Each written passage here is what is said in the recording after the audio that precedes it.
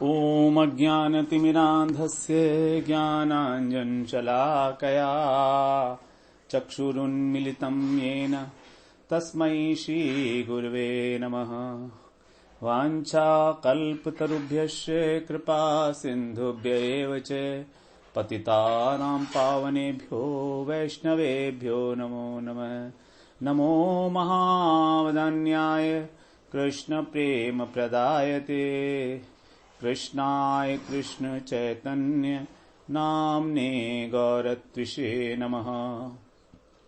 हे कृष्ण करुणा सिंधो दीनबंधो जगत्पते गोपेश गोपिका कांत राधा कांत नमोस्तुते। तप्त कांचन गौरांगी राधे वृंदावनेश्वरी वृषभानुसुते देवी प्रणमामि हरिप्रिये। वृंदायै तुलसीदेव्यै प्रियायै केशवस्य च कृष्ण भक्ति प्रदे देवी सत्यवत्यै नमो नमः। श्री कृष्ण चैतन्य प्रभो नित्यानंद श्री अद्वैत गदाधर शिवासादि गौर भक्त वृंद। हरे कृष्ण कृष्ण कृष्ण हरे हरे, हरे राम राम राम हरे हरे। हरे कृष्णा। सर्वप्रथम मैं अपने गुरुपाद पद्म ओम विष्णुपाद अष्टोत्तर शत श्री श्रीमद् भक्तिवेदांत माधव गोस्वामी महाराज के चरण कमलों में अनंत कोटि दंडवत प्रणाम ज्ञापन करता हूँ। हम लोग श्रीमद् भगवद गीता के 8वें अध्याय का श्रवण कर रहे हैं, जिसमें हमारा 8वां श्लोक चल रहा है, जिसमें भगवान ने बताया अभ्यास योग युक्तेन चेतसा नान्यगामिना परमं पुरुषम दिव्यम याति पार्थानुचिंतयन्। कि तुम क्या करना है, अभ्यास योग से युक्त होकर और चित्त को किसी भी अन्य जगह पर ना भेजकर, अर्थात अन्य चिंतन ना करते हुए केवल परमं पुरुषम दिव्यम, दिव्य परम पुरुष का ही चिंतन करना है, तब तुम उसी को ही प्राप्त करोगे। भगवत प्राप्ति का उपाय बताया अनुचिंतन, और इससे पहले बताया था अनुस्मरण। तो लगभग एक ही बात है, तो हम लोग इसके बारे में आगे चर्चा करेंगे। तो यहां पर हम लोग बात कर रहे थे कि जब हम भगवान के नाम का, रूप गुण लीला का चिंतन करता है, तभी उसको कहेंगे हम अभ्यास योग। तो शुरू में जब हम भक्ति के अंदर आगे बढ़ते हैं तो देखा जाता है कि बड़ा उत्साह रहता है, नए एक शांति का अनुभव भी होता है, बड़ा आनंद भी आता है। लेकिन धीरे धीरे मन जो है उदास सा होने लगता है, डाउन होने लगता है, थोड़ा भजन में मन नहीं लगता। तो इसी बात को भगवान यहां पर कह रहे हैं अभ्यास योगेन। इसमें योग लक्ष्य नहीं है, अभ्यास योगेन। योगेन का मतलब है, योगेन के अंदर तृतीय विभक्ति होने के कारण यह हो गया करण कारक। करण कारक का मतलब उपाय। तो यह अभ्यास योग एक उपाय है, अभ्यास योग एक उपाय है। अभ्यास योग स्वयं में अपना लक्ष्य नहीं है ये। तो ये क्या करना है हमको, इस अभ्यास योग के उपाय के द्वारा भगवान का निरंतर चिंतन करना है। क्योंकि जब चिंतन किया जाएगा तो किसी उपाय के द्वारा ही किया जाएगा ना, चिंतन उपाय के द्वारा ही किया जाता है। तो यही उपाय है अभ्यास योग, मतलब निरंतर। तो निरंतरता आवश्यक है, अनुचिंतन और अभ्यास योगेन।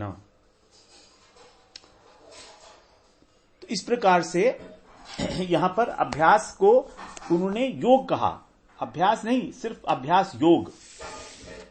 अब इस संसार में अनेक प्रकार के अभ्यास हैं जो 5 प्रकार के विषयों से संबंधित है, रूप रस स्पर्श शब्द और गंध। इन विषयों के साथ हमने अपना संबंध जोड़ा हुआ है जानबूझकर, और हमें उसकी आदत पड़ गई है। जैसे रूप के लिए हम लोगों को अभ्यास है अलग अलग प्रकार का रूप निहारना, सौंदर्य निहारना। पहाड़ों पर जाते हैं, फिर समुद्र को देखते हैं, आकाश को देखते हैं, स्त्री को देखते हैं, पुरुष को देखते हैं, पिक्चरें देखते हैं। ये सब रूप को निहारने की बातें हैं। शब्द, शब्द के लिए भी अनेक प्रकार के संगीत सुनते हैं हम लोग। स्पर्श भी हमको अनेक अनेक प्रकार का चाहिए, सुगंध भी चाहिए, और जीवा का तो कहना ही क्या, वो तो हर बार नए नए व्यंजन मांगती है। षटरस, 6 प्रकार के जो रस हैं उसको तो सभी को चाहिए।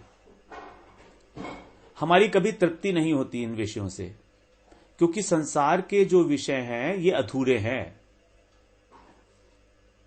संसार के जितने भी विषय हैं ये अधूरे हैं, ये हमें वो आनंद नहीं दे सकते जिसकी हमको तलाश है। हमें वास्तविक आनंद तभी मिलेगा जब हम उस स्रोत के पास जाएंगे जहां से ये आनंद निकलता है, जो आनंद का भंडार है। वहीं से हमको उस आनंद की प्राप्ति होगी जिसकी हमें इच्छा है। वरना हम इन विषयों के अंदर जो हमें क्षणिक सुख मिल रहा है इसमें भ्रमण ही करते रहेंगे। और वो आनंद है केवल भगवान। रसो वै सह, रस रूप भगवान। रसम ही वायम लब्धवा नंदी भवती। उस रस को प्राप्त करके ही आनंद की प्राप्ति होगी। लब्धवा नंदी, आनंदी भवती, अर्थात आनंदमय, आनंद की प्राप्ति होगी। को ह्यवान्यात कह प्राणियात यदेश आकाश आनंदो न स्यात्।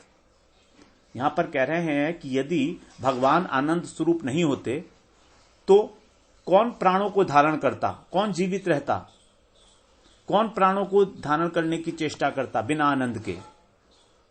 एष ह्यवानंदयति, अर्थात केवल वही हमको आनंद प्रदान करते हैं। एकमात्र कृष्ण ही आनंद प्रदान कर सकते हैं, क्योंकि वो है ही सतचित आनंद। तभी श्रुतियां कहती हैं आनंदमयो अभ्यासात। उस आनंदमय का अभ्यास करो। अभ्यासात, आनंदमयो अभ्यासात, ये ब्रह्म सूत्र का एक सूत्र है, बहुत इंपॉर्टेंट सूत्र बताया गया है इसको। आनंदमयो अभ्यासात, उस आनंदमय का अभ्यास करो। यहां पर मय प्रत्यय है आनंद के साथ। अब इस मय प्रत्यय के विषय में बात करते हैं।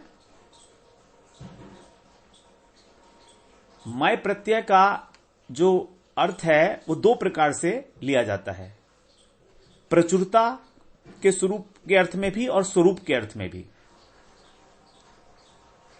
प्रचुरता, प्रचुरता का मतलब आधिक्य, अधिकता।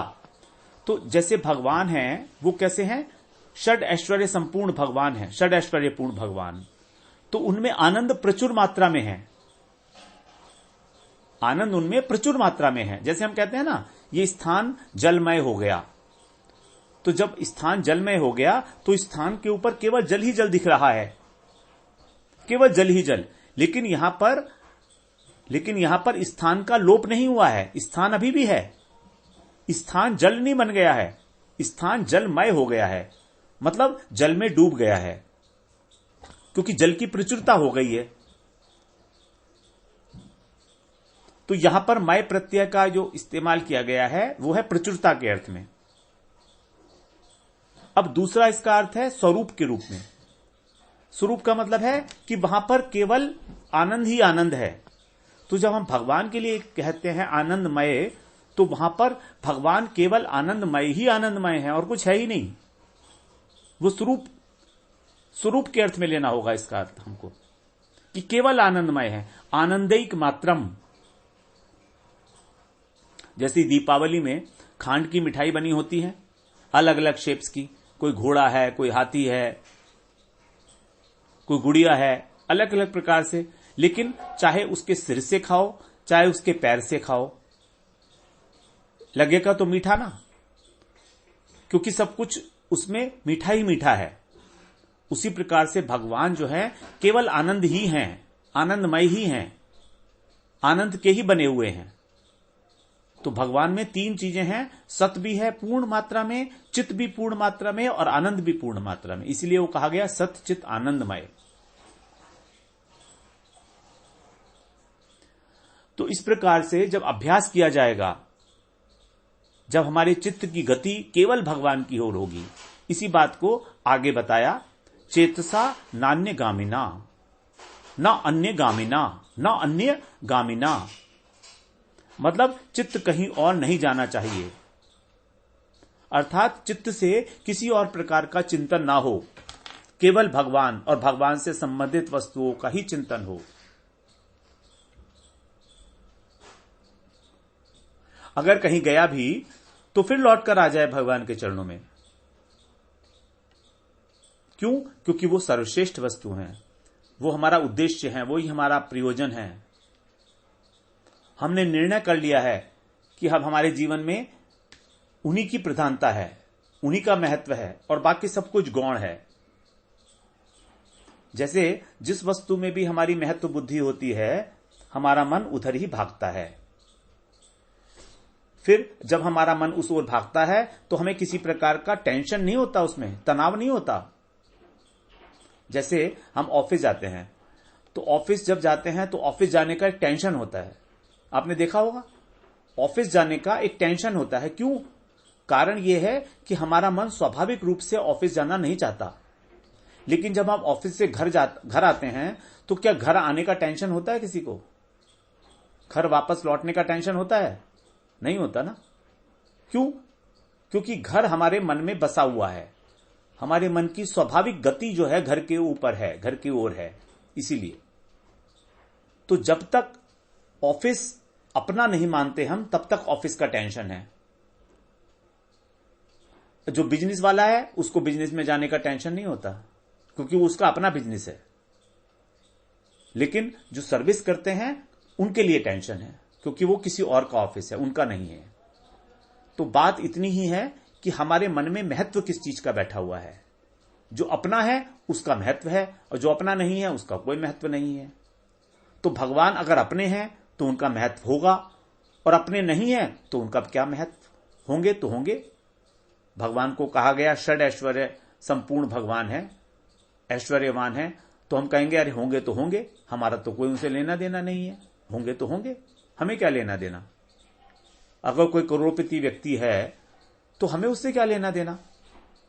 हां, अगर हमारा कोई संबंध है उससे, तब हमें उससे लेना देना है, तब हमारे लिए महत्वपूर्ण है। तो सारी बात इसी बात की है कि हम महत्व अपने जीवन में किसको दे रहे हैं, प्राथमिकता क्या है, प्रायोरिटीज क्या है हमारी लाइफ की। क्या भगवत प्रेम हमारी प्रायोरिटी नंबर 1 बन चुका है या नहीं? और अगर नहीं बन रहा है तो क्यों नहीं बन रहा भाई? इतनी चर्चा होने के बाद भी क्यों नहीं बन रहा? चलो अगर नहीं बना पा रहा है तो मान ही लो, कम से कम मान तो लो कि हां ये भगवत चिंतन हमारा प्रायोरिटी नंबर 1 होना चाहिए। है नहीं, कोई बात नहीं, होना तो चाहिए ना। दो बातें होती है ना, एक बात तो जो हमने स्वीकार कर ली है, और एक बात होती है जो हमें स्वीकार करनी चाहिए। तो भगवत प्रेम को प्रायोरिटी नंबर 1 में स्वीकार कर ही नहीं है, लेकिन करना तो चाहिए। तो करने वाली बातों के अंदर तो इसको प्रायोरिटी में डाल सकते हैं ना हम, नंबर 1 पर।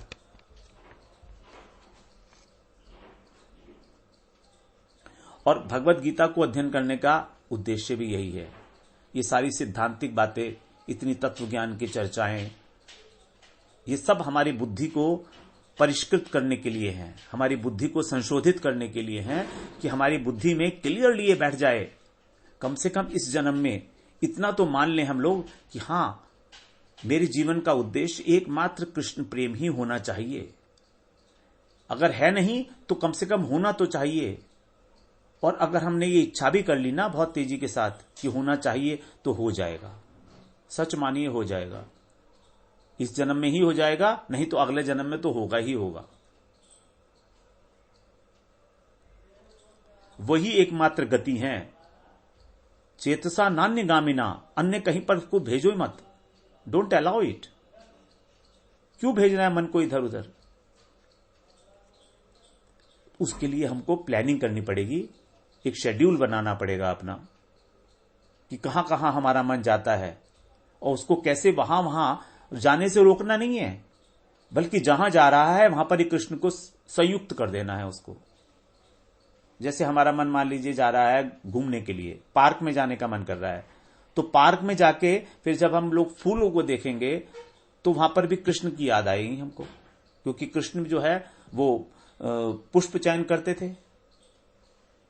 कृष्ण के लिए माला बनानी है, फूलों को देखना है, अगर स्नान करने का मन कर रहा है तो यमुना जी की याद आनी चाहिए।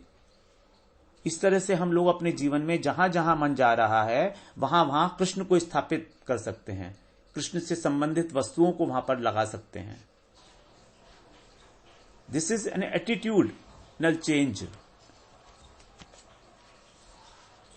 क्योंकि मन जो है वो अगर उसने मान लिया कि एकमात्र गति कृष्ण की ही है हमारी, तो फिर वो कहीं नहीं जाएगा और आगे।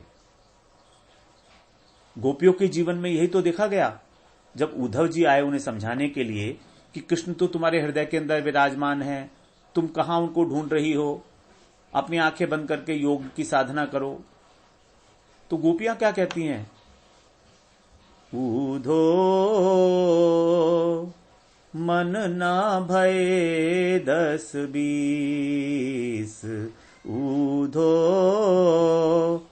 मन ना भय 10-20, एक हु तो गयो श्याम संग को आराधे ईश।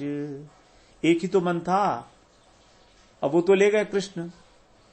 अब कौन से मन से हम लोग योग धारण करें, हमको ये बताओ। हमारे पास एक ही मन था, कोई 10-20 मन नहीं थे। अब उसको ले गए।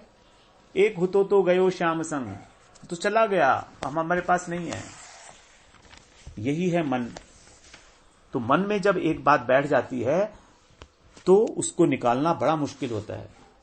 तो हमारे मन में जो अभी संसार बैठा है, इस संसार को निकाल के वहां पर कृष्ण को बिठाने का ही हम लोग प्रयास करते हैं, भगवत गीता भागवत श्रवण करके, हरि कथा श्रवण करके। तो जब मन कृष्ण को छोड़कर कहीं ना जाए, यही है चेतसा नान्यगामिना। तब फिर संसार के विषयों का हम भोग भी करेंगे, सेवन भी करेंगे, लेकिन उनसे राग द्वेष नहीं होगा। मन उनका अस्तित्व ही खत्म हो गया। अब कृष्ण के अतिरिक्त कुछ बचा ही नहीं जिसका चिंतन किया जाए। जब मन भगवान में टिक जाता है एक बार अच्छी तरीके से, तो फिर संसार से वैराग्य करना नहीं पड़ता, स्वयं होता है, कोई प्रयास नहीं करना पड़ता। और भक्ति ही एकमात्र एक ऐसा साधन है जिससे हमारा मन टिक जाता है भगवान में। क्योंकि उनकी लीलाएं इतनी अद्भुत हैं, उनका रूप इतना सुंदर है, उनकी बातें इतनी स्नेहपूर्ण हैं, ऐसी ऐसी बातें हैं उनकी कृष्ण की कि जब कृष्ण की बातें सुनेंगे तो ललक जाएगा, लालसा हो जाएगी मन की कि बस अब उसको छोड़कर और क्यों जाना, कहीं जाना। तो संसार में मन का न जाना, यही है वैराग्य। और इसके लिए भक्ति में कोई पृथक प्रयास नहीं करना पड़ता। जबकि ज्ञान मार्ग में, योग मार्ग में ज्ञान और वैराग्य दोनों का अभ्यास करना पड़ता है, मगर भक्ति में कोई वैराग्य का अभ्यास नहीं करना पड़ता। घर में रहते हुए ही भगवान का भजन होता है। घर में ही रहेंगे, बस आसक्ति को हटा देना है और ज्यादा से ज्यादा क्या, कुछ भी नहीं करना। अभ्यास करते करते आसक्ति अपने आप हट जाएगी। जब हटेगी तब हटेगी, उसकी चिंता ही नहीं करनी है। तो जब अभ्यास योग होगा तो वैराग्य स्वयं संपादित होगा, राग द्वेष का अभाव होगा, सभी प्राणियों के प्रति समत्व बुद्धि आएगी। भगवान ने जितनी बातें दूसरे अध्याय में बताई वो अपने आप से होंगी। समत्वम योग उच्यते। छठे अध्याय में भगवान ने बोला समता, परिस्थितियों में समता, प्राणियों में समता, हर एक चीज में समता का दर्शन करना, वस्तुओं में, पदार्थों में समता। उसके लिए कोई पृथक प्रयास नहीं करना है, क्योंकि अब सब कुछ तो भगवान की है वस्तु, हमारी तो है नहीं। तो फिर तो उसमें समत्व बुद्धि होगी ही होगी। जब हमारा कुछ है ही नहीं तो विषमता कहें की? विषमता तो तब आती है ना जब हम उसमें मैं और मेरा डाल देते हैं। ये तेरा है, ये मेरा है, तो विषमता आ गई। अब जब ना तेरा है ना मेरा है, यह है तो भगवान का, तो फिर विषमता का कहां प्रश्न उठा। तो ज्ञानी और योगी जिस साधना को अनेक अनेक जन्मों तक करके भी प्राप्त नहीं कर पाते, उसको भक्त अनायास प्राप्त कर लेता है। अनायास, बिना किसी स्पेशल एफर्ट के, अंजसा, सरलता पूर्वक। हल्दी लगे ना फिटकरी और रंग चोखा हो जाए, कुछ नहीं लगता। लगता क्या है? कुछ नहीं।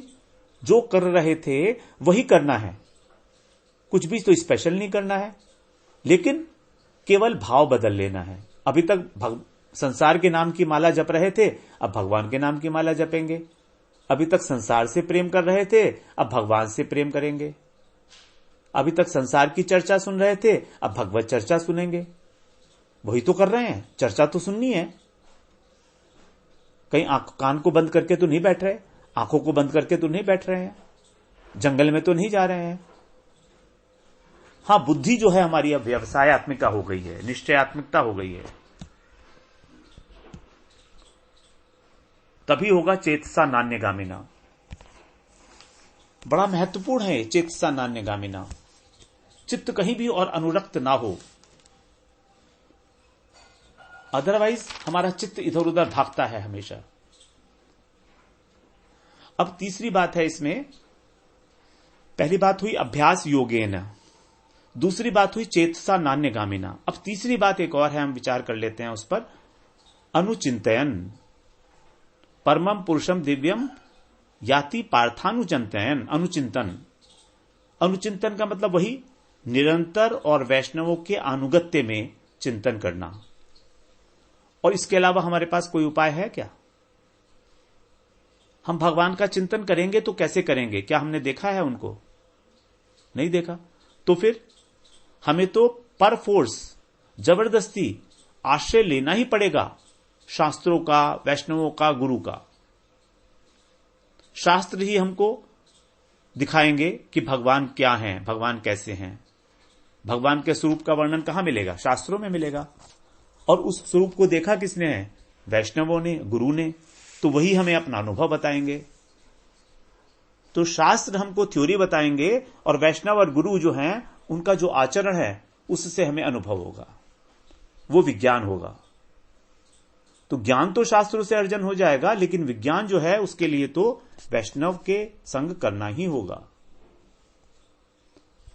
क्योंकि अनुचिंतन केवल शास्त्र पढ़ने से नहीं हो सकता। जैसा कि इसके नाम में ही लिखा हुआ है, अनुचिंतन शब्द में ही इनबिल्ट है। अनुगत्य में जिनको अनुभूति है वही तो बताएंगे ना कि भगवान कौन है, उनका रूप कैसा है, उनके गुण क्या हैं, किस भाव से उनका चिंतन करना है कि हमें उनसे प्रेम हो। क्योंकि पहले विश्वास होता है और फिर प्रेम होता है। पहले हमें विश्वास होता है, संशय जो है वो प्रेम को बाधित करता है। संशय हुआ और प्रेम समाप्त। जगत में भी ऐसा ही है। संशय और प्रेम साथ साथ नहीं चलते। संशय होते ही अलगाव आ जाएगा, अपनापन भाग जाएगा। इसीलिए पहले विश्वास होगा, संशय का उन्मूलन होगा। तो जब तक भगवान के विषय में हमें कोई संशय है, हम भूल जाएं कि हमें कभी भगवान से प्रेम होगा। और भगवान के विषय में संशय ना होने के लिए हमें आश्रय लेना ही पड़ेगा वैष्णवों का और गुरु का। केवल शास्त्र के अनुशीलन करने से हमारे संशय दूर नहीं होंगे। अगर शास्त्र का अनुशीलन करने से संशय दूर हो जाते तो इस जगत में भी कोई स्कूल और कॉलेज नहीं खुलते। किताबें छप जाती और किताबें छप के बच्चे पास हो जाते। टीचर की आवश्यकता ही नहीं थी।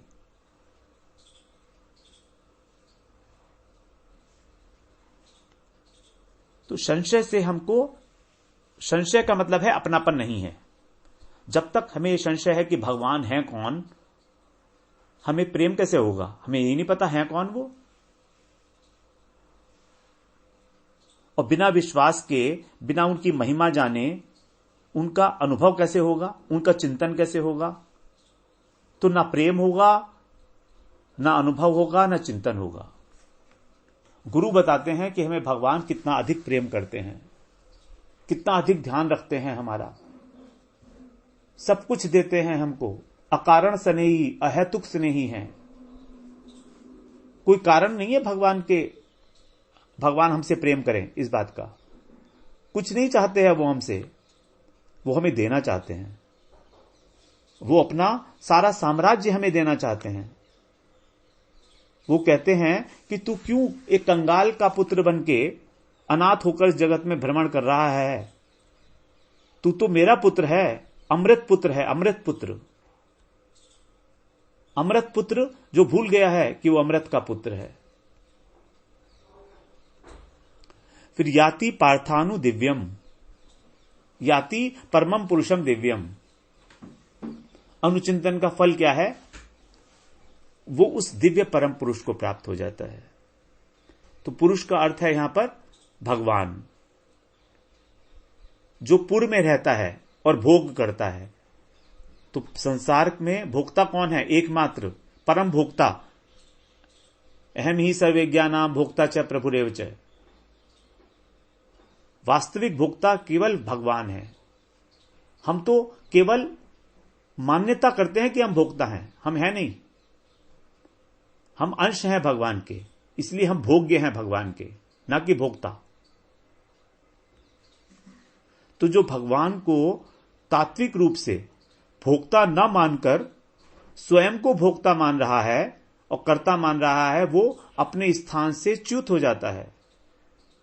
न तु माम अभिजानन्ति तत्वेन अतश्च्यवन्ति ते, 9वें अध्याय में 24वां श्लोक। तत्वेन अतश्च्यवन्ति, च्यवन्ति का मतलब च्युत होना, पतन होना, अधोगति। तो जो भगवान को भोक्ता नहीं मानता और कर्ता नहीं मानता, स्वामी नहीं मानता, प्रभु नहीं मानता, वो भगवान को न जानने के कारण, उनको पहचानने के न पहचानने के कारण अधोगति को प्राप्त होता है। तो जब भगवान ही भोक्ता है, तो फिर जो भगवान का अंश है जीव, उसका कर्तव्य बनता है कि अंशी की सेवा करे, उनकी प्रसन्नता का विधान करे, उनकी बात सुनना, उनकी बात मानना। अब कुछ लोग कहते हैं हाँ हम गीता को तो मानते हैं, लेकिन उसमें जो कहा गया है ना तो हम उसको समझते हैं ना समझना चाहते हैं, तो मानने का तो प्रश्न ही नहीं। तो क्या ये गीता को मानना हुआ? क्या ये भगवान को मानना हुआ? भगवान की बातें सुनने के लिए तो तैयार नहीं है भाई हम। उनकी बातें मानेंगे तो क्या, बात सुनने के तैयार नहीं है हम। तो ये कोई मानना नहीं है, ये कोई गीता को, कोई भगवान को मानना नहीं है। इस प्रकार के जो हमारी आस्तिकता है, ये आस्तिकता की आड़ में धूर्तता है। थोड़े से कटु शब्द हैं, लेकिन है धूर्तता हमारी। हम धूर्त हैं, हम अपने को बेवकूफ बना रहे हैं इसमें। हम गीता के यथार्थ तत्व को जाने ही नहीं है अभी तक। कितना प्रेम भगवान का छलक रहा है एक एक पद में, एक एक श्लोक में। जब तक हम गुरु के मुख से, वैष्णव साधु मुख से हम लोग ये गीता का श्रवण नहीं करते, हम तात्पर्य नहीं समझ सकते इसका। मानने का तो प्रश्न बाद में उठेगा। और केवल भगवान ही हैं परम पुरुष, दिव्य पुरुष। गीता अर्जुन ने बोला 10वें अध्याय के 12वें श्लोक में, पुरुषम शाश्वतम दिव्यम आदिदेवम अजम विभुम। आप दिव्य पुरुष हो, शाश्वत हो, आदिदेव हो, अज हो, अजन्मा हो और विभु हो, सर्वव्यापक हो। तो यहां पर जब परमम पुरुषम दिव्यम कह रहे हैं तो भगवान स्वयं को कह रहे हैं, क्योंकि अर्जुन ने कृष्ण को कहा है कि आप हैं पुरुषम शाश्वतम दिव्यम आदिदेवम अजम विभुम। इस प्रकार से भगवान ने अपनी प्राप्ति का रास्ता यहां पर हमको बड़ा स्पष्ट रूप से बता दिया है। बड़ा स्पष्ट, इससे अधिक और स्पष्ट क्या होगा इस 8वें अध्याय का 8वां श्लोक। इसीलिए इस अध्याय को ईश्वर प्राप्ति भी कहा गया है। इसी अध्याय में भगवान ने वो सीक्रेट बताए हैं कुछ, जो भगवान को प्राप्त कराने वाले हैं। तो अब हम लोग अगली बार नवा श्लोक श्रवण करेंगे। वांछा कल्पतरुभ्यश्च कृपा सिंधुभ्यैव च पतितानां पावनेभ्यो वैष्णवेभ्यो नमो नमः।